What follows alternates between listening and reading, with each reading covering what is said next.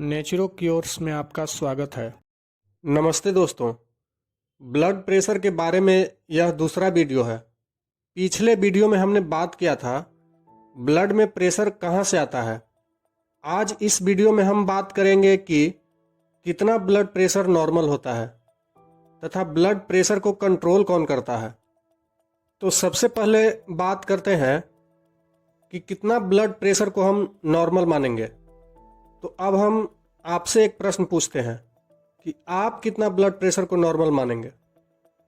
पहला 140/90, दूसरा 160/100, या तीसरा 120/80, या चौथा 115/75 mm ऑफ Hg।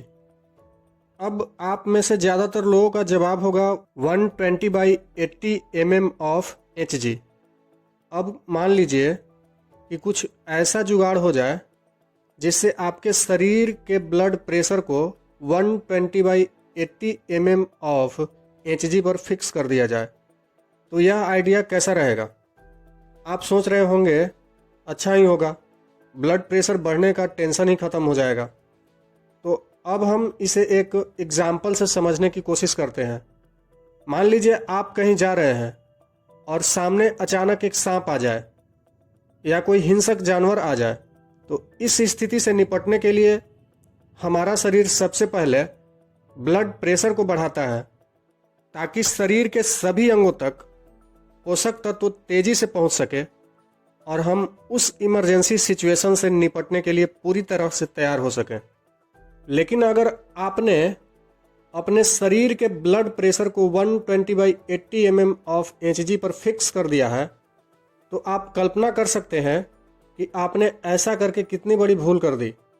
क्योंकि ब्लड प्रेशर कितना होना चाहिए इसे शरीर खुद समय तथा परिस्थिति के अनुसार डिसाइड करती है।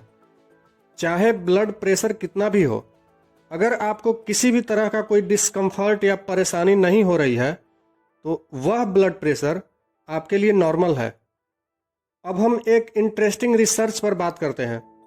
सन 1987 अमेरिकन जर्नल ऑफ कार्डियोलॉजी ने एक रिसर्च पेपर प्रकाशित किया जिसमें कहा गया था कि ब्लड प्रेशर के 80% वैसे पेशेंट होते हैं जिनका ब्लड प्रेशर डॉक्टर को देखकर बढ़ जाता है, और इसका नाम दिया गया फाइट कोट सिंड्रोम। मतलब सिंपल भाषा में सफ़ेद कोट को देखते ही ब्लड प्रेशर का बढ़ जाना। तो इस तरह के पेशेंट एक्चुअली ब्लड प्रेशर के पेशेंट नहीं होते हैं, क्योंकि वे जैसे ही डॉक्टर के पास से अपने घर वापस आते हैं तो उनका ब्लड प्रेशर फिर से नॉर्मल हो जाता है। अब एक सवाल आपके मन में आ रहा होगा कि अगर किसी का ब्लड प्रेशर लगातार बढ़ा हुआ है तथा उसको उसके कारण परेशानी भी हो रही है तो क्या करें। हाँ, अगर किसी का ब्लड प्रेशर लगातार बढ़ा हुआ है तब यह सोचने का विषय है कि ब्लड प्रेशर क्यों बढ़ा हुआ है। ब्लड प्रेशर क्यों बढ़ता है, इसको समझने के लिए हम एक एग्जाम्पल लेते हैं। आप एक पाइप लीजिए तथा उसको एक नल में लगाइए।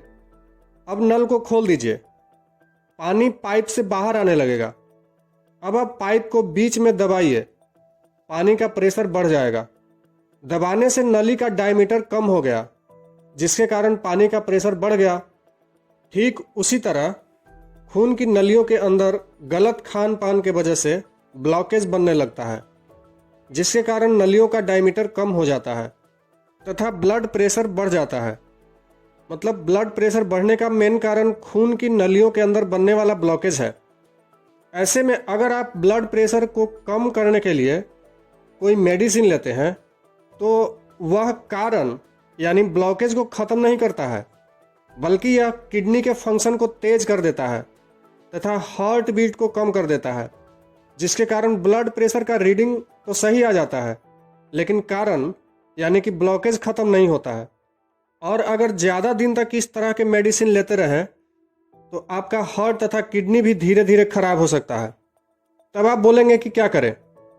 तो सिंपल है, आप ऐसा भोजन करें जिससे ब्लॉकेज हो ही ना, और अगर ब्लॉकेज हो भी गया है तो वह क्लीन हो जाए। वैसे भोजन के बारे में हम ब्लड प्रेशर के पहले वीडियो में बता चुके हैं, आप चाहें तो देख सकते हैं। उस वीडियो का लिंक हम डिस्क्रिप्शन में दे देंगे। अब बात करते हैं इसके कंट्रोल यानी नियंत्रण के बारे में। इस शरीर में ब्लड प्रेशर को कौन नियंत्रित करता है? जैसे डॉक्टर के क्लिनिक में जाते ही ब्लड प्रेशर बढ़ जाना या कोई खतरा महसूस होते ही ब्लड प्रेशर का बढ़ जाना तथा फिर स्थिति सामान्य होने पर नॉर्मल भी हो जाना, यह सब कैसे नियंत्रित होता है? तो ब्लड प्रेशर को हमारे शरीर में मुख्यतः 5 अंग यानी कि ऑर्गन मिलकर नियंत्रित करते हैं। उनमें से पहला है ब्रेन, दूसरा हार्ट, तीसरा किडनी, चौथा है लीवर तथा पांचवा है लंग्स। इन पांचों अंगों के आपस के तालमेल के कारण हमारा ब्लड प्रेशर नियंत्रित होता है। अगर आप चाहते हैं कि हमेशा इन अंगों का आपस में संतुलन बना रहे तो आप अपने भोजन में ज़्यादा प्राकृतिक खाद्य पदार्थों को शामिल कीजिए तथा अपने डेली रूटीन में कम से कम 30 मिनट सनलाइट तथा 30 मिनट कोई भी डीप ब्रीदिंग एक्सरसाइज जरूर कीजिए। सेहत से संबंधित ऐसी खास जानकारियों के लिए हमारे वीडियो को लाइक करें, चैनल को सब्सक्राइब करें तथा शेयर करें।